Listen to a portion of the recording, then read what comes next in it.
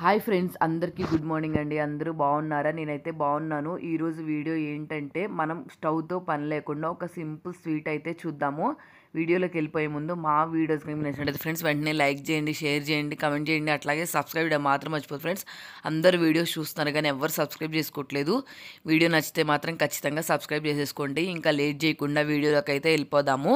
First ఒక గిన్నె తీసుకొని ఇందులోకి ఒక 2 టేబుల్ స్పూన్స్ కానీ 3 టేబుల్ స్పూన్స్ కానీ గీ యాడ్ చేసుకోండి. గీ లేని పరిస్థితుల్లో మీ దగ్గర డాల్డా కానీ లేకపోతే ఫ్లేవర్లెస్ ఆయిల్ ఉంటుంది కదా, అదైతే యాడ్ చేసుకోండి.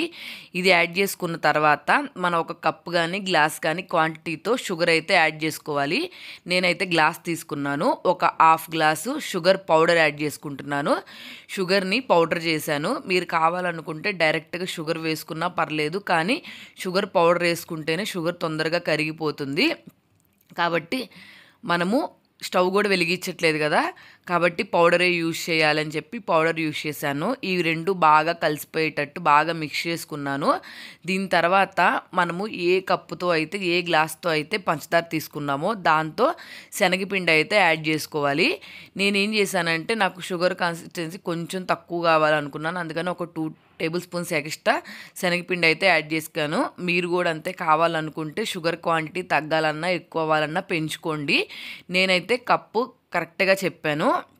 నెక్స్ట్ ఇదంతా బాగా కలిసిపోయేటట్టు ఒక 2-3 టైమ్స్ మిక్స్ చేసుకోవాలి. ఎందుకంటే మనం స్టవ్ వెలిగించట్లేదు కదా, పంచదార అనేది వేడి తగలక పాకంలాగా రాదు. అందుకని చెప్పి ఒక 2-3 టైమ్స్ బాగా శనగపిండితో ఇట్లా మిక్స్ చేసుకున్నాం అనుకోండి, బాగుంటుంది. నెక్స్ట్ ఇట్లాగ రావాలన్నమాట శనగపిండి. తర్వాత మన పాలు ఉంటాయి కదా ఇంట్లో, వేడి పాలు అంటే వేడి చల్లార్చిన పాలు అన్నమాట. ఇవి ఇట్లాగా మిక్స్ అయిపోయేటట్టు అంటే చపాతీ డౌ లాగా అయ్యేటట్టు మిక్స్ చేసుకోవాలి. నేనైతే కాచి చల్లార్చిన పాలు వాడుకున్నాను. మీరు లైట్గా గోరువెచ్చగున్న పాలు వాడుకున్నా సరిపోతుంది. మరీ వేడిగా ఉండకూడదు, వేడిగా ఉంటే జావ జావ అయితే అయిపోతుంది. నెక్స్ట్ మనకి పాలు ఎంత అవసరం అవుతాయో ఇట్లాగా చెక్ చేసుకుంటా దీన్ని చపాతీ పిండి డౌ లాగా అయితే మిక్స్ చేసుకోవాలి. చాలా సింపుల్గా రిలేటివ్స్ ఎవరైనా వస్తారన్నా కానీ మనకి ఏదైనా రెగ్యులర్గా తిని తిని బోర్ కొట్టినా ఇట్లా డిఫరెంట్గా ట్రై చేయొచ్చు. అసలు గ్యాస్ స్టవ్తోనే పని ఉండదు. మీరు ఈ శనగపిండి ప్లేస్లో పుట్నాల పొడి అంటే మనం ఏంచిన శనగపప్పు ఉంటాయి కదా, పుట్నాల పొడి అంటారు, ఏంచిన శనగపప్పు పొడి, ఇదైనా మిక్సీ చేసి యాడ్ చేసుకోవచ్చు. కంప్లీట్గా శనగపిండి స్కిప్ చేసేసి అది యూజ్ చేసుకోవచ్చు.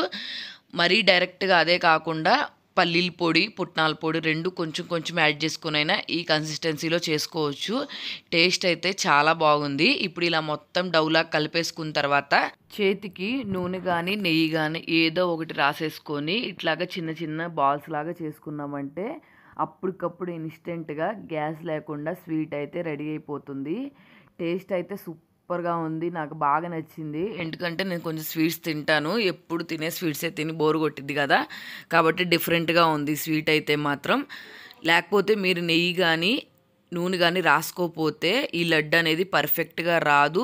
నెక్స్ట్ ఏంటంటే అతుక్కుపోతుంది బాగా, కాబట్టి అందుకని నెయ్యి కానీ లేకపోతే నూనె కానీ చేతులకు రాసుకొని లడ్డు చేసుకుంటేనే చాలా బాగుంటుంది. ఇంకోటి ఏంటంటే షుగరు తర్వాత స్లోగా కరుగుతుంది, లడ్డు అనేది జావగా అయినట్టు అయిపోతుంది. మనం ఎప్పుడైతే తింటున్నామో అప్పుడు ఇట్లా చేసేసుకున్నామంటే ఇన్స్టెంట్గా స్వీట్ అయితే రెడీ అయిపోతుంది. నేను ఫస్ట్ టైం చేశాను ఈ రెసిపీ, కానీ టేస్ట్ అయితే చాలా బాగుంది. మనము దీని ప్లేస్లో బెల్లము కూడా యాడ్ చేసుకోవచ్చు, కానీ బెల్లం కన్నా కానీ షుగర్ యాడ్ చేసుకుంటేనే టేస్ట్ బాగుంది. కాబట్టి మీరు కావాలంటే ఎక్కువ శాతము షుగర్ యాడ్ చేసుకోవడానికి ట్రై చేయండి, లేకపోతే బెల్లమైనా యాడ్ చేసుకోండి, మన ఇష్టము. చూసారు కదా, ఇట్లా వీటన్నిటిని లడ్డూల్లాగా చుట్టేసుకోవాలి. మనం ఒక కప్పు క్వాంటిటీకి ఒక 8-9 లడ్డూస్ అయితే వచ్చినాయి. మనకి కప్పుకి ఇంకా ఎక్స్ట్రా పెంచుకోవాలన్నా తగ్గించుకోవాలన్నా దాన్ని బట్టి చూసుకొని చెక్ చేసుకొని చేసుకుంటే సరిపోతుంది.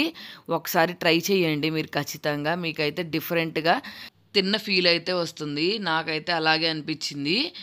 టేస్ట్ అయితే బాగుంది. ఒకసారి ఖచ్చితంగా ట్రై చేయండి. ఎప్పుడు రెగ్యులర్గా గ్యాస్ స్టవ్ మీద చేసి బోర్ కొడుతుంది.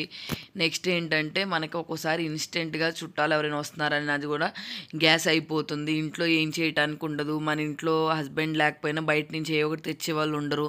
కాబట్టి అట్లాంటప్పుడు ఇన్స్టెంట్గా అయిపోవాలి, వాళ్ళకి ఇలా పెట్టిచ్చేసేయాలి అనుకుంటే ఒకసారి ట్రై చేసామంటే వాళ్ళకు కూడా ఏంది ఇది ఇట్లా ఉంది డిఫరెంట్గా అన్న ఫీలింగ్ కూడా అనిపించింది వాళ్ళకి. ఖచ్చితంగా ఒకసారి ట్రై చేయండి. నాకైతే తినిన తర్వాత భలే డిఫరెంట్గా ఉంది రెసిపీ అనిపించింది. ఆయిల్ ఉన్న చోటేమో అతుక్కోలేదు, ఆయిల్ లేని చోటేమో అతుక్కుంది. చూసారు కదా, ఇది పర్ఫెక్ట్గా చేయాలంటే ఆయిల్ కానీ గీ కానీ ఉంటే సరిపోతుంది. నేను తీసుకున్న పిండికి అన్నిటికీ మొత్తం 9 ఉండలు అయితే వచ్చినాయి. సడన్గా రిలేటివ్స్ వస్తున్నారు అంటే ఇంకింతకన్నా ఏం కావాలండి, పర్ఫెక్ట్గా స్వీట్ అలాగే కొత్తగా వెరైటీగా అయితే రెడీ అయిపోయింది. ఒకసారి మీరు ట్రై చేయండి. ట్రై చేసి మీకు ఎలా వచ్చిందో కింద కమెంట్ సెక్షన్లో కమెంట్ చేయండి, వర్క్ అయిందా లేదా అని చెప్పి. ఆ వీడియోస్ మాత్రం మీకు నచ్చినట్టయితే వెంటనే సబ్స్క్రైబ్ చేసుకోండి, లైక్ చేయండి, షేర్ చేయండి. ఖచ్చితంగా మీకు వర్క్ అయిందా లేదా అని చెప్పి కమెంట్ సెక్షన్లో కమెంట్ చేయడం మాత్రం మర్చిపోవద్దు. స్వీట్ అయితే టేస్ట్ చాలా బాగుంది. వీడియో నచ్చితే సబ్స్క్రైబ్ చేసేసుకోండి.